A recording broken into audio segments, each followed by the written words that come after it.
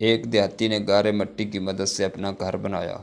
گھر میں اس نے چھوٹی سی 7 مسلوں کی مسجد بھی بنائی، کیونکہ اس کے 7 بیٹے تھے۔ تعمیر مکمل ہوئی تو اس نے اپنے بیٹوں کو بلایا اور کہا کہ میں چاہتا ہوں کہ مسجد کی لپائی جنت کی مٹی سے کروں، تو تم سب بھائی جاؤ اور جنت کی مٹی تلاش کر کے لاؤ۔ بیٹے پریشان ہو گئے کہ جنت کی مٹی کہاں سے لائیں۔ باپ کا حکم تھا، 6 بیٹے ڈھونڈنے نکل کھڑے ہوئے، جبکہ سب سے چھوٹا اور 7واں بیٹا بیمار تھا، گھر پر ہی رہا۔